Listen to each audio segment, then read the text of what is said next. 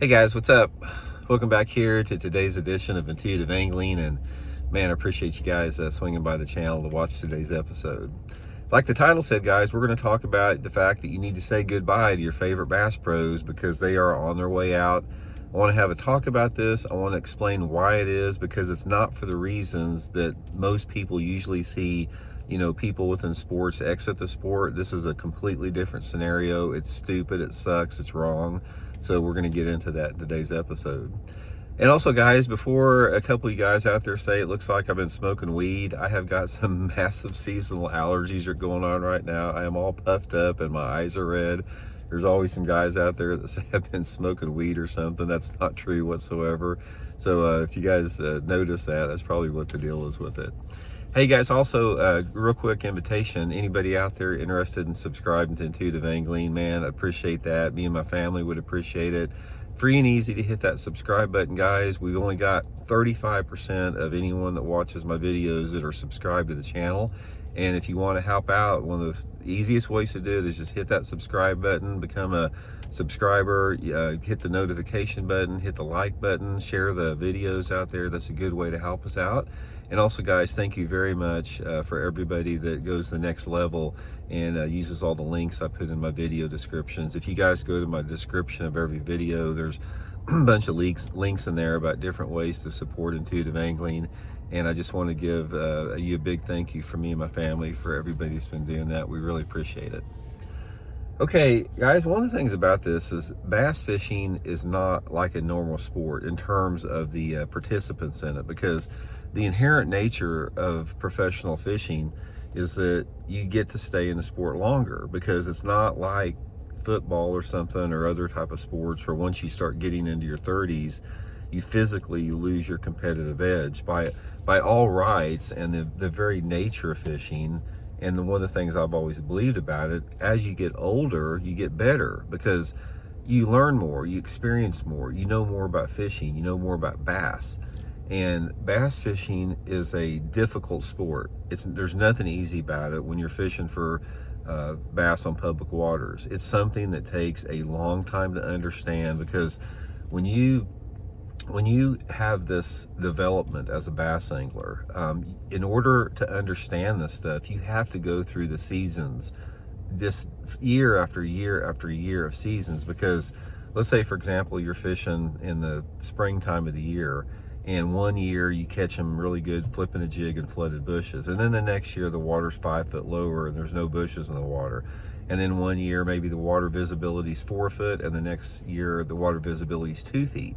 There's always stuff changing, and the only way that you really know how to adapt to those things is by being there and doing that, which takes time. So therefore, the natural assumption in bass fishing, and the reality to some extent, is as you get older, you get better, and you can stay in the sport longer. We are losing an entire 2 generations of bass anglers, specifically over the past years, to technology, which I want to talk about a little bit today, which is, it's not the normal way that you do this. It's like we are losing 2 generations of bass anglers that effectively have been forced out of the sport by specifically forward-facing sonar technology. Before you guys can say, oh, Randy, not another bass against forward-facing sonar, one of the things you have to understand when you're talking about the technology advancements in fishing, that it spills over into many areas. It affects every level of the sport. Not only it affects what I'm talking about in today's video as far as pushing 2 generations of fishermen out of the sport, it affects the economic livelihood of the bass fishing industry, everything along the lines, just the tradition and the history of the sport. There's nothing it doesn't touch.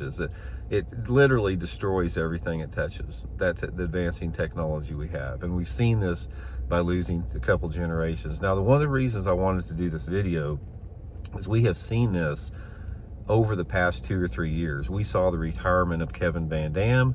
We saw the retirement of Skeet Reese.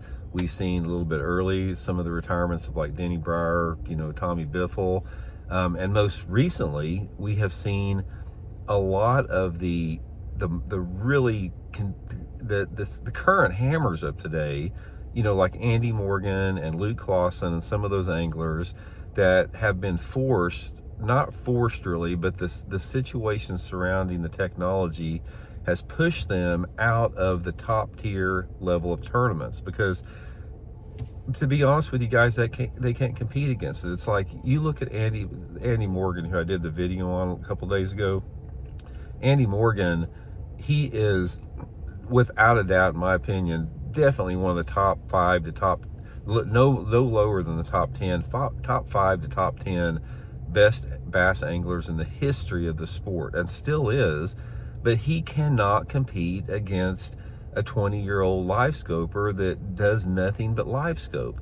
And that is what fishing has turned into. Even the fact that they're putting limitations on it, like now, you can only use it for 3 hours a day. That's all it takes. Because if you look at some of these tournaments where, you got this stable of just live scope fanatics, that is their game. They don't have a game beyond that. Yeah, I'm not saying they can't flip a jig under a dock, but their success has been 99.9% attributed forward facing sonar. And a guy like Andy Morgan that knows, he's forgot more about bass fishing than these guys will ever even know, he simply can't compete against it. And therefore they're either being forced out of the sport, they're retiring, they're being pushed to the side. Technology is pushing these anglers to the side. And this is what I want to talk about in today's video, is the natural progression of anglers retiring or losing a specific genre of anglers out there, demographic. Sorry for the coughing, guys. Got all that congestion this morning. But the natural progression is when somebody loses their physical edge, that they have to retire. And that's not the case what we're seeing right now. We're seeing somebody, and I keep referring back to Andy Morgan because he's a perfect example, a true artist in the sport. And the art form that Andy Morgan and others like Andy Morgan developed is the epitome of what professional fishing is, because it's something that they hone this craft over decades and decades and decades. They have to hone it. And that craft that they have developed and are still strong at is ineffective against modern technology. And the problem that you have with that is, aside from the fact that the technology itself is destructive, is that you take somebody like Andy Morgan or Luke Clausen, or even somebody like a Kevin Van Dam or Skeet Reese, that has had so much success, like Kevin Van Dam with, covering water, shallow cranking, Skeet Reese, with the versatility he had. You got Luke Clausen with the versatility he had. Andy Morgan, one of the most expert flipper and pitchers of all time. They've had so much success about that when they go to a tournament and they're trying to assess their game plan for the tournament, they're incorporating their mastery, their techniques of mastery, every single tournament into their game plan. And they, even if they're open to forward-facing sonar and they say, well, yeah, maybe I need to try it, it's like they can't do it because you're torn.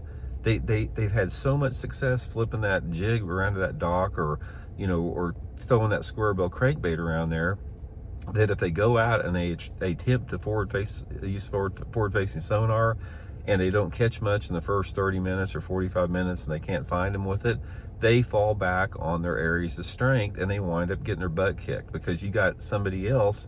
And I use the cliche of the 20-year-old live scoper as a generic term. I'm not trying to insult anybody that's a 20-year-old bass fisherman. That's just the reference point that we use. But you got somebody like a 20-year-old live scoper that when they go to the lake, they don't have anything else in their mind. They don't have this vast array of experience to tap into. They go to the lake, they turn on all their electronic units, they get out in the middle of a cove or middle of a creek or out off a point, and they look at that electronic unit and they let that electronic unit find the fish for them. And that's their game, and they don't do anything else. And unfortunately, that works better than normal fishing because those fish have been protected for decades. That's a population of fish that they're after that simply never gets fished for. I heard a conversation. Let me give you guys a prime example of why we're losing this generation of fish here. I heard a conversation at the last tournament I was at Lake of the Ozarks. I overheard some guys talking. This was a group of younger guys, and they were talking about how they caught their fish that day. And they said, yeah, I was working this row of docks here, and he goes, all of a sudden, I saw one underneath there, cast over there and caught it. And then they were saying the same thing. I worked down a couple, 3 or 4 more docks, and I saw one under a pier over there. And I got thinking about it. It's like, what are they talking about? They saw one, and they saw it on their forward-facing sonar. So in other words, it's like the traditional way of bass fishing is when you're fishing docks, you go up and you're fishing all over the dock. You're pitching under the walkway. You're throwing a crankbait down the corners or whatever. And it didn't really hit me at first what he was talking about. Then I realized this dude wasn't even making a cast to the dock until he scanned his forward-facing sonar under the dock and actually saw a fish to cast to. And then they would cast to the dock and catch the fish. And I got thinking about how inherently just effed up that is. That we have gone to the point of where we're not even fishing to find or catch fish anymore. We're only casting. Don't even call it fishing. You're only casting on a piece of structure when you have your electronic unit tell you that there's a fish there. And this is the disconnect, and this is one of the reasons we're losing the anglers. And not only have we lost 2 generations of anglers because they simply can't compete against that technology, it's also the fact that they don't want to. It's like it's no fun for them anymore. It's like that's another common thread that I hear a lot of the guys that are getting out of the sport talk about. They just say it's not any fun.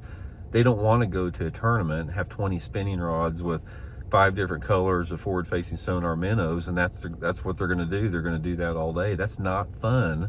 That's not a fun way to bass fish. And for somebody that doesn't understand all the different techniques and approaches and applications, and they've just been brought up on forward-facing, they can't quite understand that. So this is another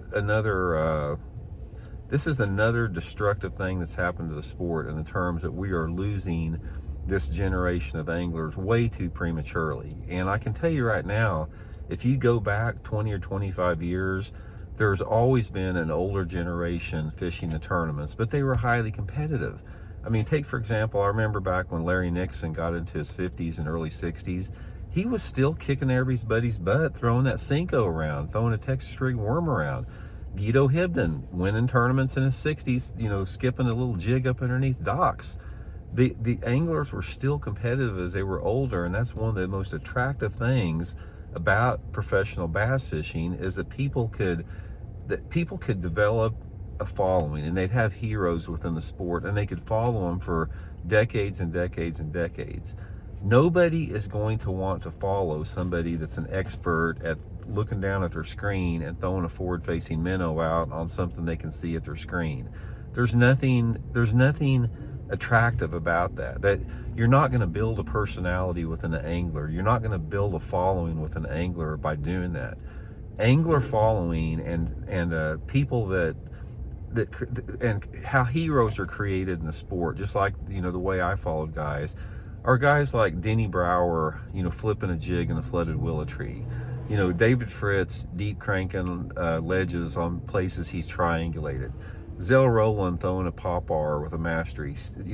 Steve Kennedy throwing a big 12-inch swim bait. Rick Clunn, fishing a spinnerbait down a lay-down log. Those are the techniques that develop followings in the sport, because it showcases an art form of fishing that does not exist with the use of technology today.